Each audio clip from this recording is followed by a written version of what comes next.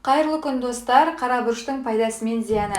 Пісіру әлемінде көптеген дәмдеуіштер қолданылады, соның ішінде қара бұрыш ең танымал. Ұнтақталған қара бұрыш немесе ащы дәмдеуіш бұршақтарды әр асханадан табуға болады. Құрамы және калория мөлшері: қара бұрыш құрамында эфир майы, аз мөлшерде витаминдер В, С, Е және де минералдар кальций, калий, темір, марганец бар. 100 грамм өнімге ақуыздар 10,4 грамм, майлар 3,3 грамм, көмірсулар 38,7 грамм, жалпы калория мөлшері 251 ккал. Қара бұрыш көптеген қоректік заттардан тұрады. Бұл өнімде келесі биоактивті компоненттер мен дәрумендер бар. Олар холин, рибофлавин және де бета-каротин, В тобының дәрумендері, сонымен қатар С, К, Е, ПП, фолий және де пантотен қышқылы, кальций, мырыш, мыс, темір, калий, селен, марганец, фтор, целлюлоза, күл. Табиғат бізге ұсынған кез келген тағамның пайдалы және өте жақсы емес қасиеттері де бар. Біз қара бұрыштың пайдалы қасиеттері мен қарсы көрсеткіштерін зерттей келе мына нәрселерді білдік. Қара бұрыш артықшылықтары: құрамында минералдар мен дәрумендер көп болғандықтан, қарастырылып отырған өнім адам ағзасына жағымды әсер ету мүмкіндігімен ерекшеленеді.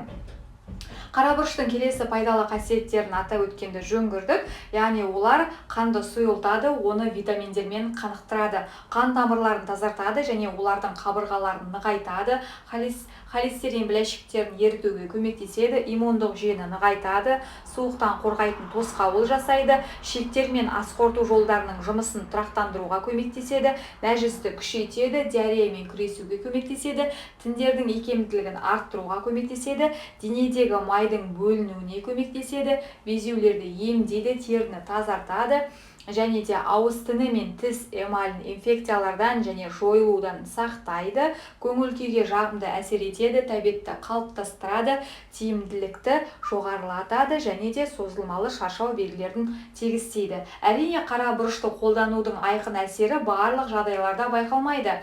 Мысалы, осы дәмдеуішті қосылған тағамның дәмін көріп, сіз тек оның дәмін көріп, тартымды хош иісті бағалайсыз. Бұл сәл көңіл күйді көтеруі әбден мүмкін, алайда жалпы денсаулық жағдайында айтарлықтай өзгерістер болмайды. Керісінше, қара бұрыш кумулятивті әсерге ие. Дәстүрлі медицинада рецепттер бар болса да, онда қара бұрыш үлкен рөл атқарады және де тез және тұрақты әсер алу үшін қолданылады. Мысалы, осы дәмдеуішке негізделген диареяны емдеудің халықтық әдісі бар. Сондай-ақ арқа мен буындарға арналған жақпар рецепттері, суық тигенде және бас ауырғанда емдеуге болатын құралдар да бар. Бірақ көбінесе бұл дәмдеуіш органның жұмысын жақсартатын және ағзаны нығайтатын жақсы профилактикалық агент ретінде қызмет етеді.